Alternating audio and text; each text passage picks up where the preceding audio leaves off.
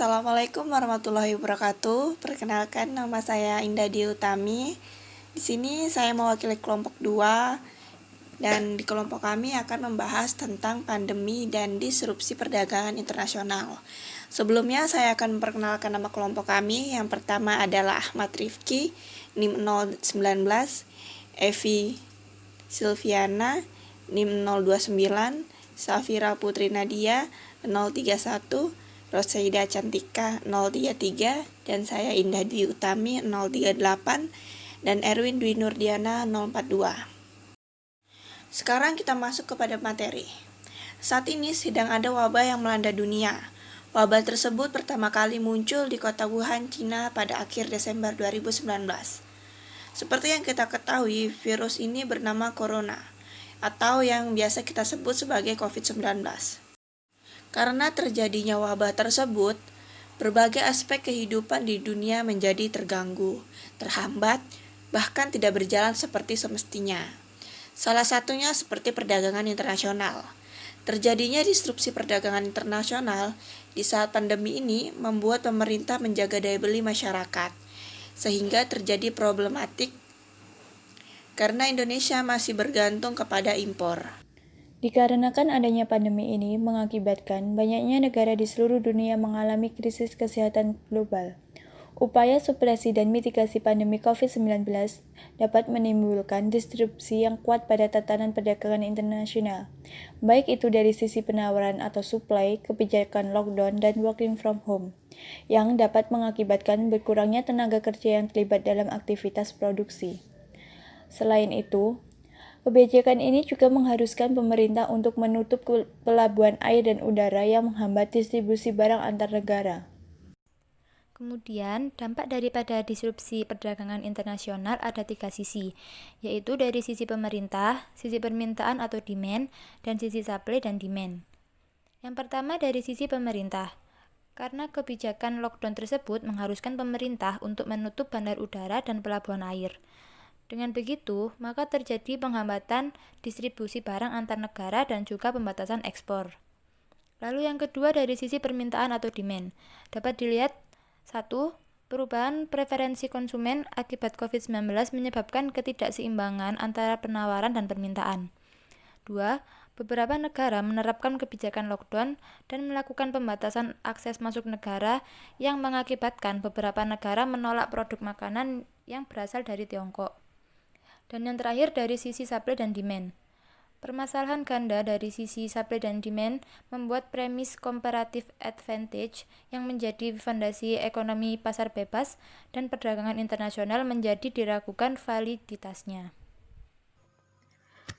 Next, kita akan membahas mengenai konsep food sovereignty and solidarity. Dalam konsep seperti ini, otomatis semua negara, termasuk Indonesia sendiri, akan berusaha memproduksi seluruh kebutuhannya di dalam negeri, termasuk salah satunya kebutuhan pangan. Negara berkembang, termasuk Indonesia, mengadopsi konsep food sovereignty and solidarity yang memberikan hak konstitusional kepada rakyat untuk menentukan pilihan produksi dan konsumsi pangan yang terbaik, termasuk penerapan sistem agrikultur yang sesuai dengan sumber daya dan kearifan lokal. Dalam konsep ini, produk pangan ditempatkan sebagai bagian dari solidaritas kemanusiaan sehingga terbebas dari semua ketentuan ekonomi pasar dan perdagangan internasional. Indonesia sendiri telah mengadopsi konsep kedaulatan pangan melalui Undang-Undang Nomor 18 Tahun 2012 tentang pangan, namun itu belum diterapkan secara holistik. Selanjutnya, terkait dengan ekspor, impor, dan neraca perdagangan Indonesia. Disrupsi perdagangan internasional ini sendiri juga membuat upaya pemerintah untuk menjaga daya beli masyarakat, khususnya di masa pandemi seperti sekarang ini. Tidak dapat dipungkiri, saat ini tuh Indonesia masih sangat bergantung pada impor negara lain. Salah satunya seperti kebutuhan pangan, kebutuhan minyak bumi, obat-obatan, dan kebutuhan lainnya. Kondisi seperti saat ini menyebabkan terganggunya impor yang nantinya mengakibatkan kelangkaan barang di pasar domestik. Hal ini akan memicu terjadinya supply push inflation, yang artinya harga barang di pasaran naik. Contohnya, pada awal masa pandemi, masyarakat membutuhkan masker, dan mereka pun banyak di antara mereka yang berbondong-bondong dan membeli masker. Dan banyak juga di antara mereka yang membeli banyak atau menyetok masker. Akibatnya masker tersebut kan menjadi limited stock atau langka, dan kemudian mengakibatkan harga masker itu sendiri naik. Hal inilah yang dinamakan supply push inflation. Kemudian di dalam grafik tersebut pada bulan Maret 2020 menunjukkan turunnya neraca perdagangan Indonesia yang awalnya mencapai 2,5 miliar US dollar turun menjadi 743,4 juta US dollar. Hal ini juga merupakan salah satu dampak dari masa pandemi. Langkah strategis pemerintah Indonesia untuk meminimalisir dampak disrupsi perdagangan. Langkah yang pertama, meningkatkan produktivitas sektor pertanian domestik dengan intensifikasi proses produksi dan peningkatan stimulus ekonomi untuk industri dan kelompok petani. Untuk itu, ada beberapa strategi yang dapat mempertahankan pertumbuhan positif di sektor pertanian. Strategi yang pertama, meningkatkan produktivitas. Karena tanaman pangan merupakan kebutuhan utama masyarakat, maka lahan-lahan pertanian yang berpotensi menghasilkan tanaman pangan dimaksimalkan keberadaannya, sehingga akan meningkatkan stok pangan nasional. Kemudian strategi yang kedua, diversifikasi pangan lokal. Makanan-makanan pokok seperti jagung, umbi-umbian yang dapat mensubstitusi beras ditingkatkan produktivitasnya, sehingga masyarakat tidak hanya bertumpu pada keberadaan beras. Kemudian yang ketiga, penguatan cadangan logistik. Lumbung pangan nasional yang dikelola oleh Bulog diperkuat.